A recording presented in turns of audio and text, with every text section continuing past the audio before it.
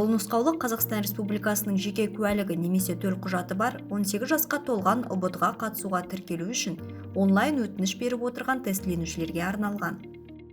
Егер сіз 18 жасқа толмаған болсаңыз, онда сіздің тіркеуіңіз нұсқаулық 2-ге сәйкес жүзеге асырылады. Назар аударыңыз. ұбт-ға онлайн өтініш беру үшін сізге мобильді азаматтар базасына тіркеліп, сандық бейне жасауыңыз қажет.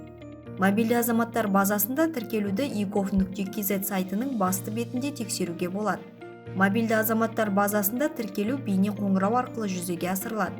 Мобильді азаматтар базасында не үшін тіркелу қажет? Мобильді азаматтардың базасына тіркелу сізге халыққа қызмет көрсету орталығына бармай-ақ электронды цифрлық қолтаңбаны қашықтықтан алуға мүмкіндік береді.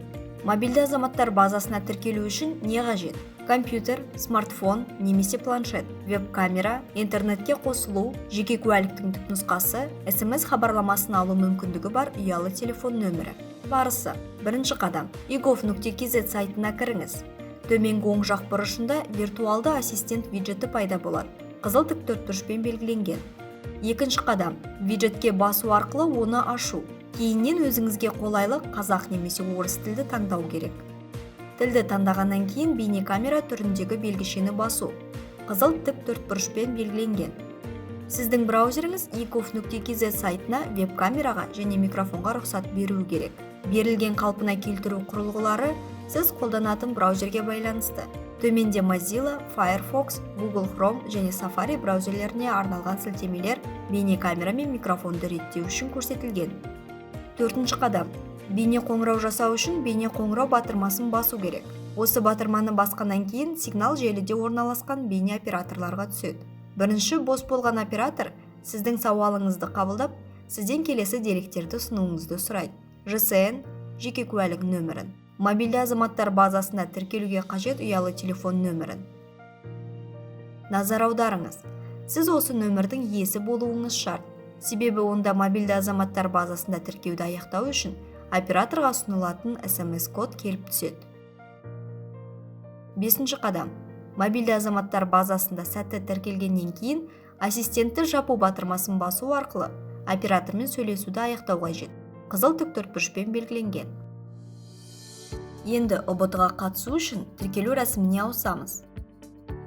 Тестілеуге өтініш беру үшін сізге nt2020.testcenter.kz сайтына кіріп, тіркеуден өту қажет. Алдымен өзіңізге ыңғайлы интерфейс тілін таңдаңыз. Қазақ немесе орыс. Сайтта авторизациядан өту үшін логин мен құпия сөз жіберілетін электрондық поштаңызды енгізіңіз. Сіз көрсеткен поштаға есепке алу деректері жіберіледі. Логин мен құпия сөзді енгізіп, кіру батырмасын басыңыз. Назар аударыңыз. Егер сізге хат келмесе, спам болмасын тексеріңіз. Егер тіркелу барысында қиындықтар туындаса, ұлттық тестілеу орталығының қолдау қызметіне 8-80-80-71-77 телефоны немесе info@testcenter.kz поштасы арқылы хабарласыңыз. Сайтта авторизациядан өткеннен кейін сізге жеке тұлғаңызды растау керек. Ол үшін сізге жеке тұлғаны растау батырмасын басу қажет. Тіркеуді бастау үшін өзіңіздің Digital ID жасау батырмасын басыңыз. Телефон нөмірін енгізіңіз. Осы нөмірге сізге бір реттік код жіберіледі. Құпиялылық саясатын және пайдаланушы келісімін белгілей отырып, пайдалану шарттарын қабылдаңыз. SMS-кодын енгізіңіз. Хабарлама 1 минут ішінде келеді. Егер сіз SMS алмаған болсаңыз, нөмірдің дұрыс енгізілгеніне көз жеткізіп, қайта жіберу сілтемесін басыңыз. Бейне сәйкестендіруден өтіңіз. Сіздің жүзіңіз айқын көрінетініне көз жеткізіңіз. Бейне тест нұсқаулықтарын орындаңыз. Егер бейне сәйкестендіру бірінші рет сәтсіз болса, осы әрекетті қайталаңыз. Пин-код орнатыңыз. Digital ID-ға жылдам қол жеткізу үшін 4 санды енгізіңіз. Пин-кодты қайталаңыз. Қарапайым комбинацияларды, мысалы 11-11 қолданбауға тырысыңыз. Сіздің жеке деректеріңіздің қауіпсіздігі сіздің қолыңызда. Жеке тұлғаңызды растаңыз. Жеке куәлігіңізді немесе төлқұжатыңызды фотоға түсіріңіз. Сондай-ақ құжаттың скан нұсқасын дискіден жүктеуіңізге болады. Жеке куәлікті таңдағанда құжаттың екі жағын фотоға түсіру керек. Танылған ЖСН-нің дұрыстығын тексеріңіз. Егер жүйе дұрыс танылса, деректердің анық екендігін растаймын белгісін қойып, деректердің дұрыстығын растаңыз және жіберу батырмасын басыңыз. Назар аударыңыз. Егер деректер танылмаса, немесе бұрыс танылса, ЖСН-ді қолмен теріңіз. Содан кейін деректердің анық екендігін растаймын белгісін қойып, деректердің дұрыстығын растап, жіберу батырмасын басыңыз. Тіркеу аяқталды.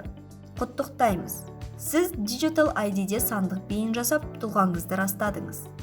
Тіркелгеннен кейін сізде ұлттық тестілеу орталығына деректердің жіберілгенін растайтын терезе ашылады. Егер сізде бұл терезе көрінбесе, әрекеттер тарихы қосымша бетіне өтіп, ұбт-ға өтініш қабылдау қызметіндегі жалғастыру батырмасын басыңыз. Назар аударыңыз.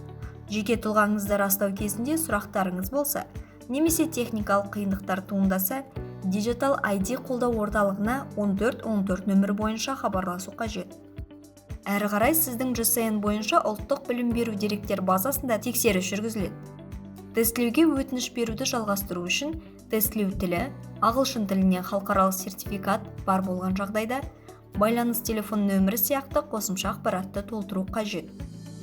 Назар аударыңыз. Егер сіздің деректеріңіз ұлттық білім беру деректер базасында табылмаса, info@iqulaq.testcenter.kz поштасы немесе 880807177 телефон арқылы ұлттық тестілеу орталығының қолдау қызметіне хабарласыңыз. Құттықтаймыз. Ұлттық бірыңғай тестілеуге қатысу туралы өтінішіңіз қабылданды. Назар аударыңыз. Тестілеу аяқталғанға дейін Digital ID сәйкестендіру жүйесінде өзіңіздің және ата-анаңыздың бейінін жоймаңыз. Тестілеуге кіргізу барысында тыйым салынған затпен анықталған түсуші сол тестілеуге жіберілмейді және ағымдағы жылы ұбт тапсыру мүмкіндігінен айырылады. Тестілеу барысында аудиторияда тыйым салынған затпен анықталған тестіленушінің нәтижесі жойылады және ағымдағы жылы ұбт тапсыру мүмкіндігінен айырылады. Тестілеуге өз орнына бөтен тұлғаны кіргізуге талпынған түсушілерге ағымдағы жылы ұбт тапсыруға рұқсат етілмейді. ұбт аяқталғаннан кейін күнтізбелік жылдың 25 тамызына дейін бейне бақылау жазбалары талданады. Түсушінің тыйым салынған заттарды пайдаланғаны анықталған жағдайда, оның ұбт мен білім беру грантын тағайындау конкурсының нәтижелері жойылады.